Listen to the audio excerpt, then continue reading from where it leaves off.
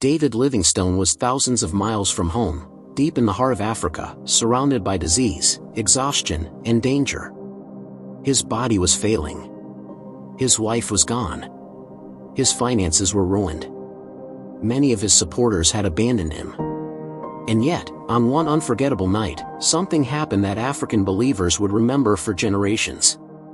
Inside a small grass hut in what is now Zambia, the aging missionary knelt beside his bed. The years had taken nearly everything from him. Malaria had ravaged his body. Dysentery left him weak. Relentless travel had worn down his strength. His dreams of transforming Africa seemed far from complete.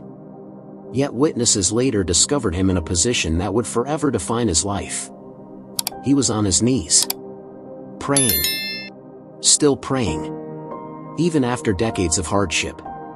Even after burying loved ones. Even after enduring loneliness beyond imagination.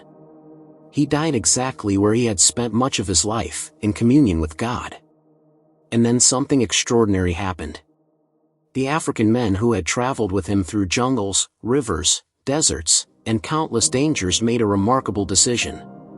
They removed his heart, buried it beneath a great African tree, and carried his body more than 1,000 miles to the coast so it could be returned to Britain.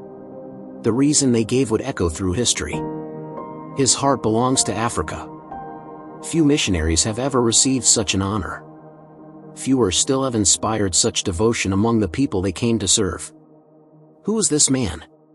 What kind of life compels others to carry a dead man's body across an entire continent? What journey leads from poverty in Scotland to becoming one of the most influential missionaries and explorers in history? The answer begins long before Africa. Long before fame. Long before exploration. Long before the world knew the name David Livingstone. It begins in a tiny Scottish village where a poor factory worker's son developed a hunger that would eventually change the course of history. David Livingstone was born on March 19, 1813, in the small mill town of Blantyre, Scotland. The world he entered was harsh. Industrialization was transforming Britain. Factories dominated daily life. Children worked long hours. Families struggled to survive. The Livingstones were no exception.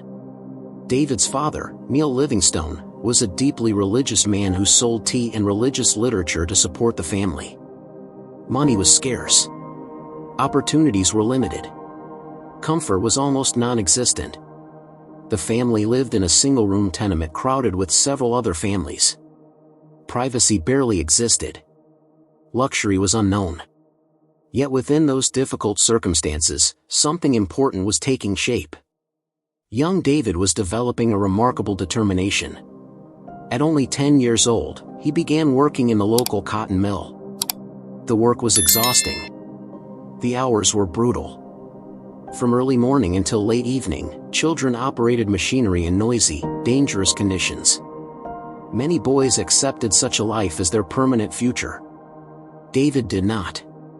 Instead, he carried books into the factory. While machines roared around him, he studied whenever possible. Every spare moment became an opportunity to learn. He taught himself Latin. He read science. He explored theology. He devoured history. Knowledge became his escape from poverty. More importantly, it became preparation for a future he could not yet see. Those who knew him noticed something unusual. He possessed an almost relentless discipline. When other boys rested, David studied. When others spent their earnings, David saved money for education. When many accepted limitations, David searched for possibilities. Behind that discipline stood a powerful spiritual influence. His father filled the home with scripture. Biblical stories shaped David's imagination.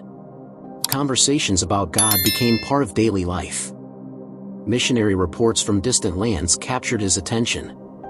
Accounts of men and women carrying the gospel to unreached peoples stirred something deep within him. Seeds were being planted.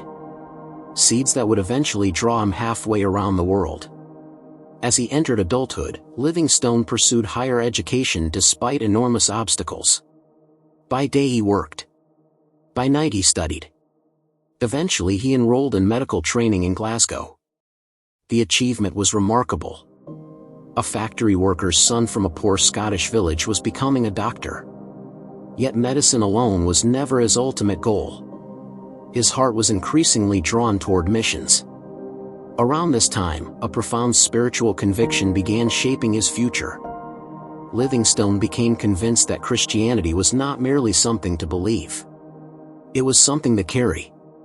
The Great Commission was not a suggestion. It was a command. The words of Jesus in Matthew 28 burned within him. Go therefore and make disciples of all nations. Millions around the world had never heard the gospel. Entire regions remained unreached. And while others discussed missions from comfortable homes, David felt called to participate personally. The question was where? At first, China captured his imagination. The vast population. The spiritual need. The opportunity to bring the gospel to millions. He began preparing for service there.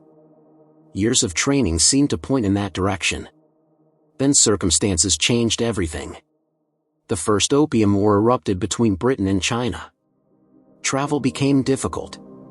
Mission opportunities disappeared. Doors closed. For many people, such a setback would have ended the dream. For David Livingstone, it became a divine redirection. Sometimes God's guidance comes not through open doors, but through closed ones.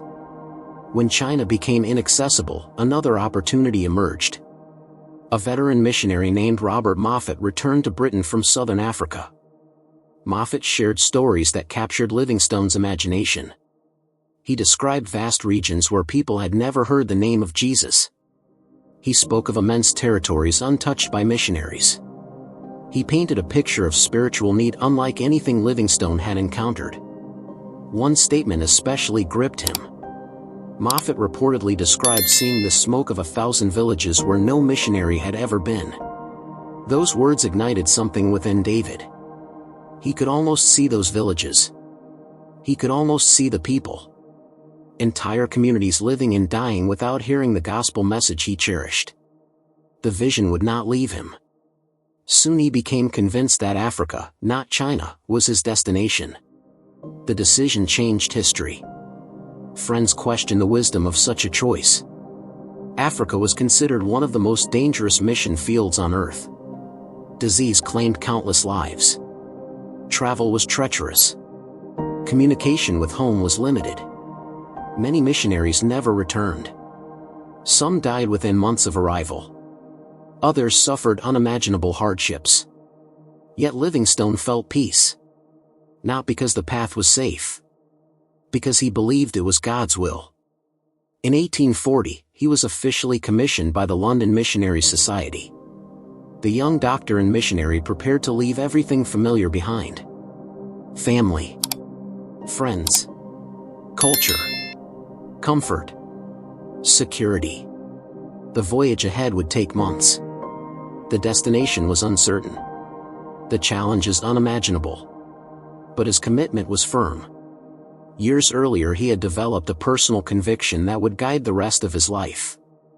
He believed that if God called a person to a task, no sacrifice was too great. No distance too far. No hardship too severe. Those beliefs would soon be tested beyond anything he could imagine. In late 1840, Livingstone boarded a ship bound for southern Africa. As the coast of Britain faded behind him, he could not know what awaited him. He did not know he would become one of history's most famous explorers. He did not know he would survive attacks, disease, isolation, and heartbreak.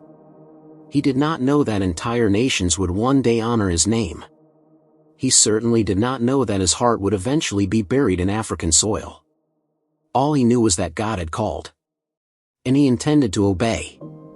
Ahead lay a continent that would challenge every part of him. Ahead lay friendships, discoveries, triumphs, tragedies, and losses that would shape the rest of his life. Ahead lay a meeting that would forever alter his future, a meeting with a remarkable missionary family and a young woman named Mary Moffat. But before David Livingstone would become Africa's most famous missionary, he would first face the reality that calling and suffering often walk hand in hand. And in Africa, suffering was waiting. When David Livingstone first stepped onto African soil, he carried with him the confidence of youth, the training of a physician, and the conviction of a missionary.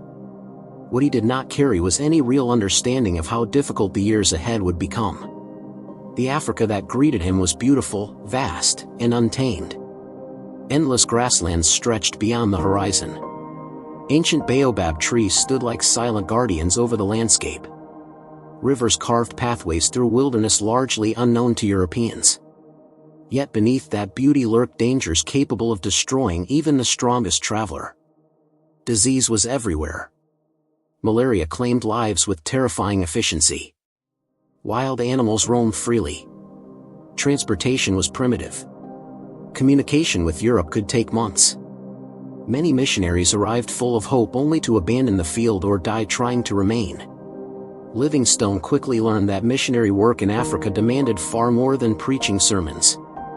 It required endurance, adaptability, courage, and an unwavering dependence upon God. Soon after arriving, he traveled north to join Robert Moffat, the veteran missionary whose stories had first inspired him to come. Moffat's mission station at Kuruman became Livingstone's introduction to the realities of African ministry. Here he observed both the victories and frustrations of missionary work. Conversions often came slowly. Cultural barriers were significant. Trust had to be earned over years, not weeks. But Livingstone was fascinated. He immersed himself in local languages. He listened carefully to tribal leaders. He studied customs and traditions. Unlike many Europeans of his era, he genuinely respected the people among whom he served. He believed Africans were not inferior. They were fellow human beings created in the image of God. That conviction would shape his entire ministry. During his time at Kuruman, another relationship began to develop. Robert Moffat's daughter, Mary Moffat, had grown up in Africa. She understood the challenges of missionary life better than most people in Britain ever could. She knew the isolation, the hardships, the dangers. She also shared Livingstone's commitment to Christian service. Over time, friendship deepened into affection. In 1845, David and Mary were married. For a brief moment, the future appeared bright. Two young missionaries united by faith prepared to serve God together. Neither of them realized how much suffering lay ahead. The newly married couple settled among the Tswana people, where Livingstone continued his missionary efforts. Yet he quickly became frustrated by what he considered an ineffective model of missions. Many mission stations waited for people to come to them. Livingstone believed missionaries should go to the people instead. He became increasingly convinced that vast regions beyond the established mission stations remained untouched by the gospel. His heart burned for those distant communities. That desire pushed him farther into unexplored territory. The deeper he traveled, the greater the risks became. Then came one of the most famous incidents of his life. An event that nearly killed him. And one that left permanent marks on his body. A lion had been terrorizing local villages. Livestock were being destroyed. Fear spread throughout the community. Livingstone joined a hunting party determined to stop the attacks. The plan seemed straightforward. Track the lion. Kill it. Protect the villagers. But the hunt went terribly wrong. As Livingstone fired, the wounded lion charged. Within seconds the massive animal was upon him. The force of the attack threw him to the ground. The lion seized his shoulder in its jaws. Witnesses later described the horrifying scene. The predator shook him violently like a terrier shaking a rat. Bones shattered. Flesh tore. For a moment it seemed certain that David Livingstone's missionary career would end in the jaws of a lion. Then, unexpectedly, the animal released him after being shot by another member of the hunting party. Livingstone survived. But barely. His left arm never fully recovered. Pain would accompany him for the rest of his life. Years later he could still feel the effects of that attack. Many people interpreted the incident as a warning to be more cautious. Livingstone interpreted it differently. His survival strengthened his belief that God still had work for him to accomplish. If anything, his determination intensified.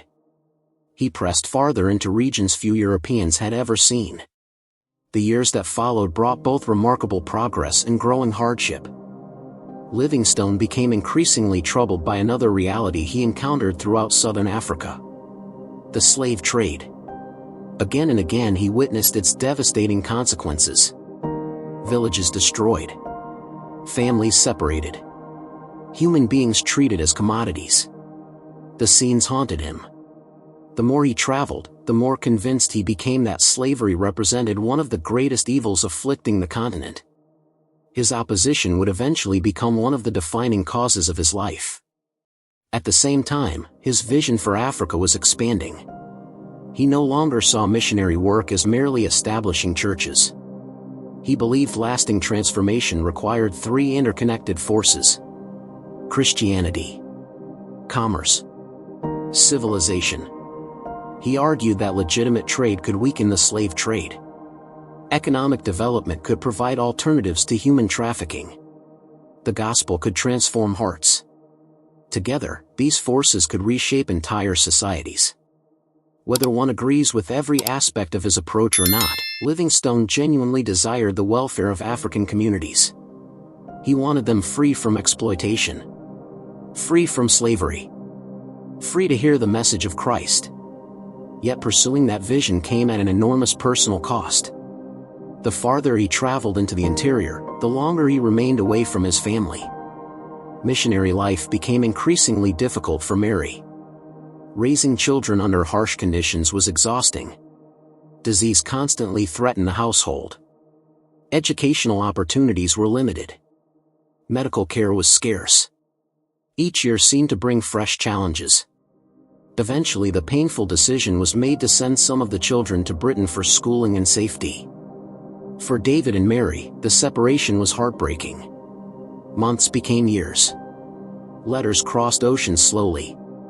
The missionary dream that once seemed so inspiring now carried heavy emotional burdens.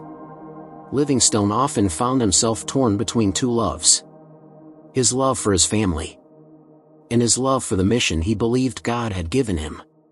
The tension never fully disappeared. As the 1850s approached, Livingstone's journeys became increasingly ambitious. He pushed deeper into Central Africa, mapped rivers and trade routes, collected geographical information, built relationships with local leaders. His reputation as both missionary and explorer began spreading beyond Africa. Scientific societies took notice. Governments became interested. Newspapers started reporting his discoveries. Yet fame was never his primary objective. He viewed exploration as a means to a larger end. Every new route could potentially open access for missionaries. Every map could help future workers reach isolated communities. Every discovery could contribute to ending the slave trade. At least that was his hope. Then came one of the greatest achievements of his career. A journey that would make him internationally famous. Traveling westward across Africa and then back east, Livingstone accomplished something many experts considered impossible. He crossed the continent.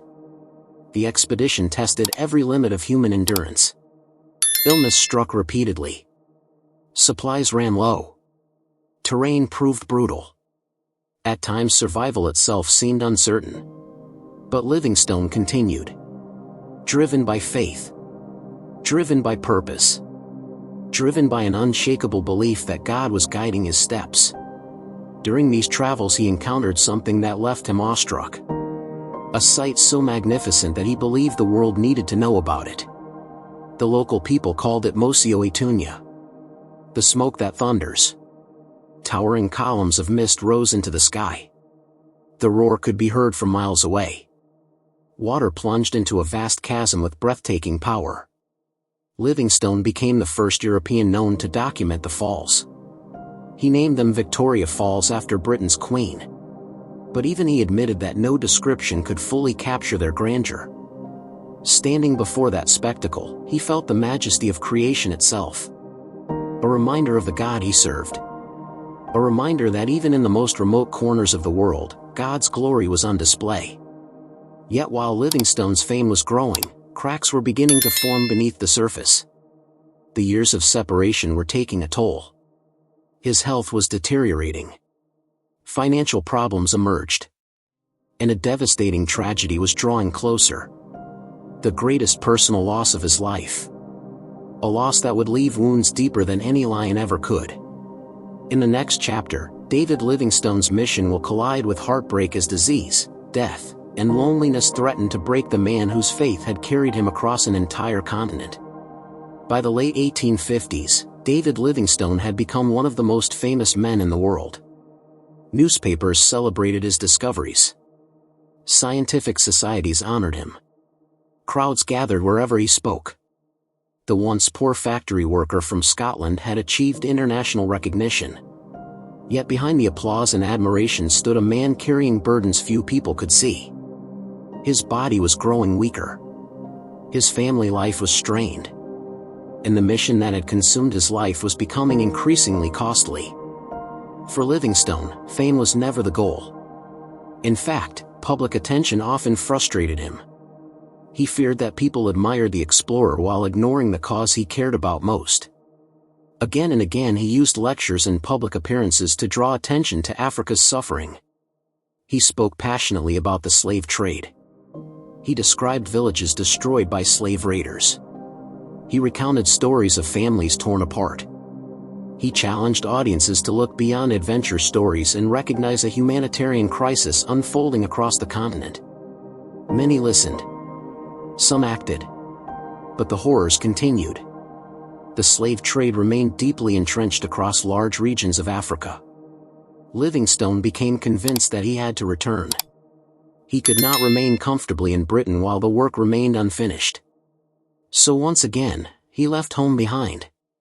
It would prove to be one of the most painful decisions of his life. Mary Livingstone had endured years of hardship. She had raised children under difficult conditions. She had suffered long separations. She had watched her husband repeatedly choose dangerous journeys because he believed God had called him to them. Yet despite the challenges, she remained committed to supporting his mission. In 1862, Mary traveled to join David once again in Africa. The reunion should have been joyful. For a brief time, husband and wife were together after years apart. But tragedy was already approaching. Shortly after arriving, Mary contracted malaria. The disease moved quickly. Livingstone, despite his medical training, could do little to stop it. He watched helplessly as her condition worsened. Day after day, hope faded. Then came the devastating moment he had feared. Mary died. She was only 41 years old. The woman who had shared his calling. The mother of his children. His companion through years of sacrifice. Gone. The loss shattered him. Friends and colleagues noticed a profound change. Livingstone had endured hardship before. He had survived illness. He had survived attacks. He had survived disappointment. But Mary's death wounded him in a way few other experiences ever would. At her graveside, beneath a baobab tree along the Zambezi River, he buried the woman he loved. The scene was heartbreaking. Far from home. Far from family. Far from the country of her birth. A missionary widow's grave marked by African soil. Livingstone later admitted that the loss affected him deeply. The loneliness became overwhelming. The work continued, but something inside him had changed. Yet even grief could not completely extinguish his sense of calling. If anything, it drove him further into the interior of Africa. Some historians believe he threw himself into exploration partly because remaining still forced him to confront his pain. Travel became both mission and escape. Journey followed journey. Expedition followed expedition. The years blurred together. The physical toll was relentless. Malaria attacked him repeatedly. Dysentery weakened him. Fevers became common. Food shortages were frequent. At times he survived on little more than determination and faith. Still he pressed onward. Many observers wondered how he continued. The answer often appeared in his journals. Again and again, his writings revealed a man sustained by an unshakable belief that God had not abandoned him. Even in loneliness. Even in suffering. Even in failure. He believed God remained present. One of Livingstone's most remarkable qualities was persistence. Many expeditions failed to achieve their intended objectives. Rivers proved unnavigable. Supplies disappeared. Porters deserted. Funding evaporated. Yet he kept going. Others might have interpreted repeated setbacks as signs to quit. Livingstone interpreted them as obstacles to overcome. His determination became legendary. But it also created problems. Some supporters in Britain began losing confidence in him. Critics questioned his leadership. Government officials became frustrated. Financial backing became harder to secure. Reports from Africa often arrived slowly and incompletely, creating confusion about his progress. Some even wondered whether he was accomplishing anything at all. Livingstone felt misunderstood. He believed people back home failed to grasp the realities of African exploration. Distances were immense. Conditions were brutal. Nothing happened quickly. Yet criticism continued. As years passed, he became increasingly isolated. Then, in 1866, he embarked on what would become his final great expedition. His objective was ambitious. He hoped to solve one of geography's greatest mysteries: the source of the Nile River. For centuries, explorers had debated where the mighty river began. Livingstone became convinced that discovering its source would open new routes into Africa and further undermine the slave trade. The journey pushed him into some of the most remote regions he had ever visited. The hardships were staggering. Equipment failed. Animals died. Supplies vanished. Trusted companions deserted him. Illness attacked repeatedly. There were moments when death seemed only days away. Yet somehow he survived. News from the expedition became scarce. Months passed. Then years. The world heard almost nothing. Rumors spread. Some believed he was dead. Others assumed he had vanished permanently into Africa's interior. Newspapers published speculation. Missionary organizations worried. Family members waited anxiously. Still, there was no reliable information. David Livingstone had seemingly disappeared. For 6 long years, uncertainty persisted. Then came one of the most famous moments in exploration history. A journalist named Henry Morton Stanley was dispatched to find him. Sponsored by a newspaper eager for a sensational story, Stanley traveled deep into Africa searching for the missing explorer. The task seemed nearly impossible. Africa was enormous. Information was limited. Livingstone could be almost anywhere. Yet Stanley persisted. Finally, in November 1871, he arrived at the town of Ujiji near Lake Tanganyika. There, standing before him, was the man the world had been searching for. Thin. Exhausted.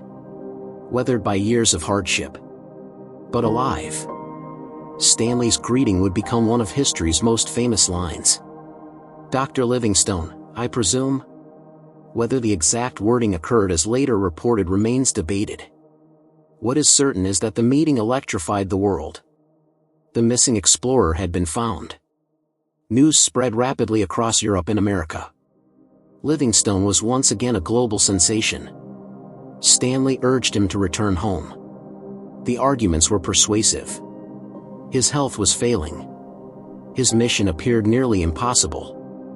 He had already accomplished more than most people could dream of achieving. He deserved rest, comfort, recognition. But Livingstone refused. Africa still held his heart.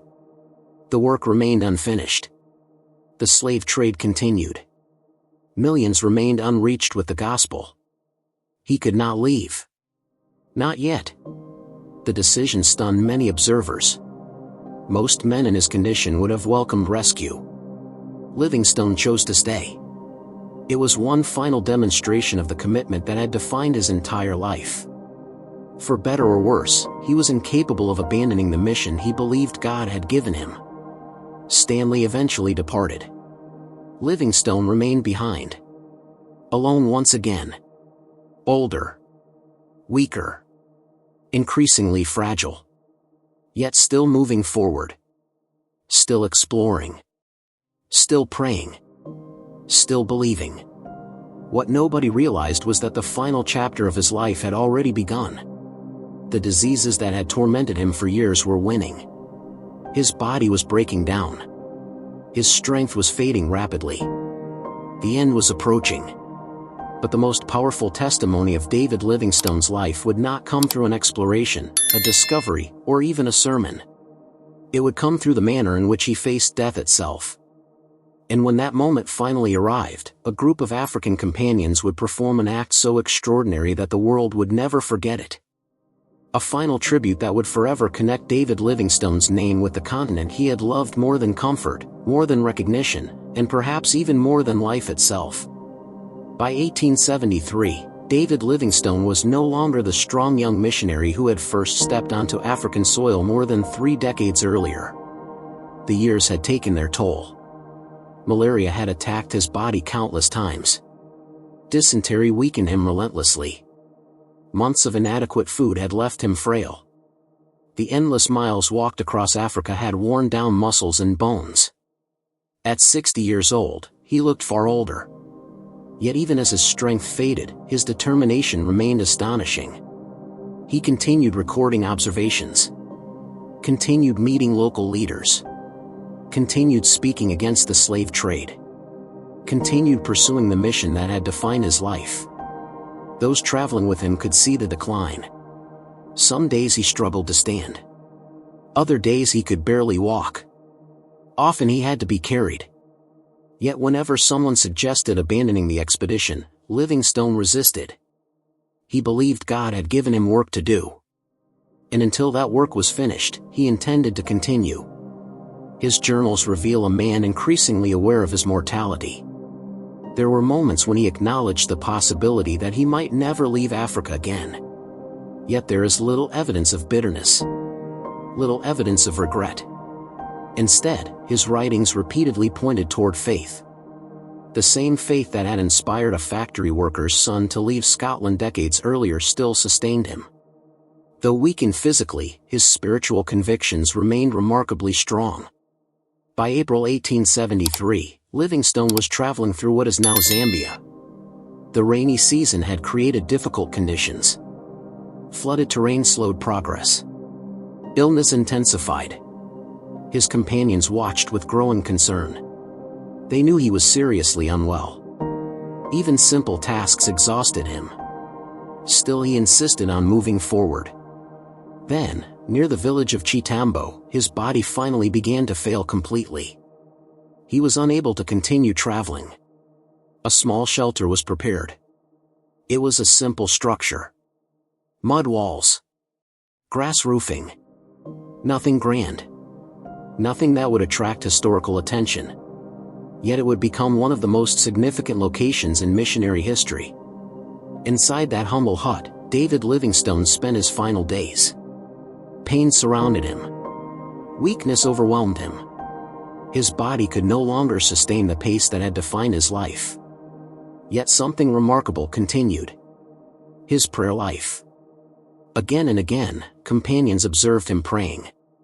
Even when speaking became difficult. Even when movement caused pain. Even when death seemed near. Prayer remained central. For Livingstone, communion with God was never merely a religious duty. It was the source of his endurance. The source of his courage. The source of his hope. Everything else had been stripped away. Fame could not help him now. Achievements could not save him. Recognition meant nothing in that small African village. Only God remained. And for Livingstone, that was enough. On the night of April 30th, 1873, he was extremely weak. His attendants helped him as much as they could. Sometime during the night, he requested to be left alone. It was not unusual. They had often seen him withdraw for prayer. Hours passed. The hut grew quiet. Then came the dawn of May 1st. When his companions entered, they discovered a scene that would become legendary. David Livingstone was dead. He was found beside his bed, kneeling, his head resting on his hands, in prayer. The image has endured for generations because it seemed to summarize his entire life. A man who had walked thousands of miles. A man who had crossed continents. A man who had faced lions, disease, loneliness, and grief. A man who died exactly as he had lived, seeking God. News of his death would eventually spread around the world. But first, a remarkable decision had to be made. His African companions loved him deeply. Over the years they had traveled together through unimaginable hardships. They had watched him suffer, watched him persevere, watched him remain committed to their people. To them, Livingstone was not merely a European explorer. He was a friend, a leader, a man whose life had become intertwined with Africa itself. They knew his family and supporters would want his body returned to Britain. But accomplishing that task seemed almost impossible. The nearest coast was more than 1,000 miles away. The route crossed forests, rivers, swamps, and hostile territory.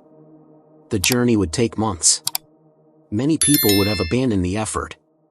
His companions did not. Before beginning the journey, they performed an act that would forever enter history. They removed Livingstone's heart. Then they buried it beneath a tree in African soil. When later asked why, the answer became famous. His heart was in Africa. Whether those exact words were spoken in precisely that form matters less than what they represented. The sentiment was undeniably true. After 30 years of sacrifice, Africa had become part of him. And he had become part of Africa. The burial site remains one of the most meaningful symbols associated with his legacy. Then came the extraordinary journey.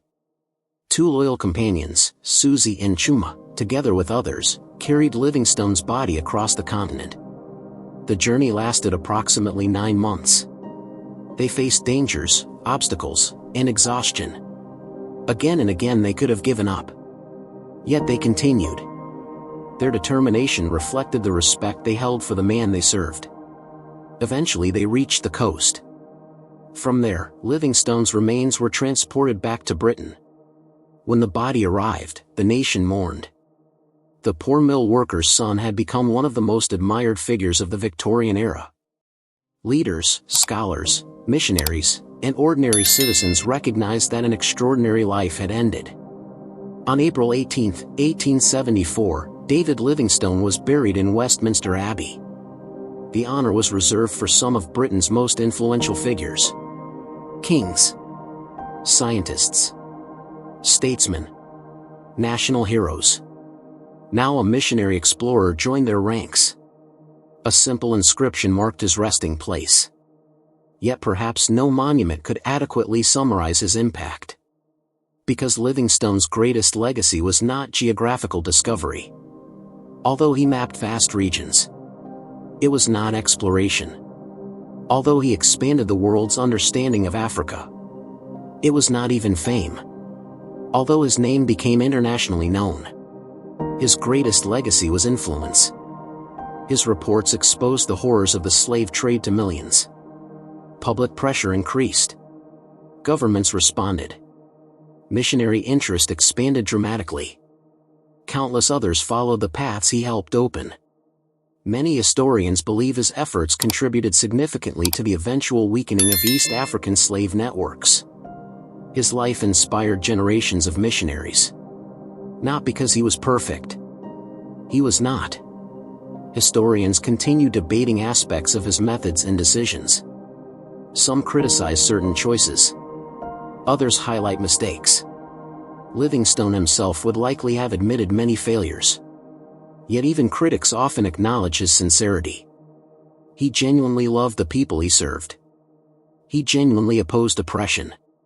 He genuinely desired to honor God.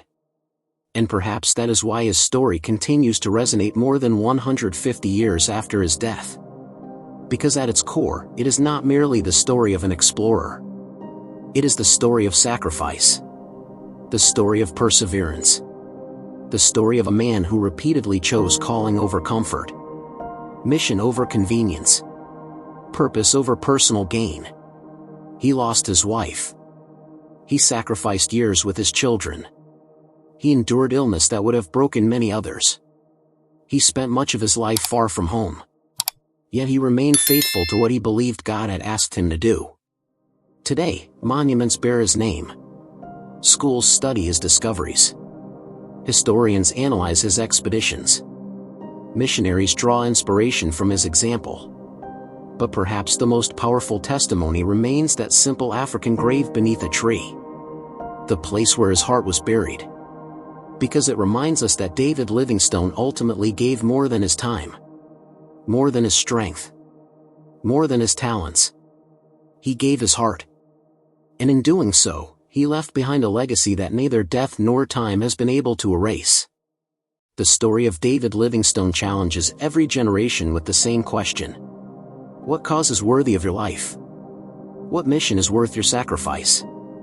And what would it look like to follow God's calling so completely that, when your journey ends, the world knows exactly where your heart truly belonged?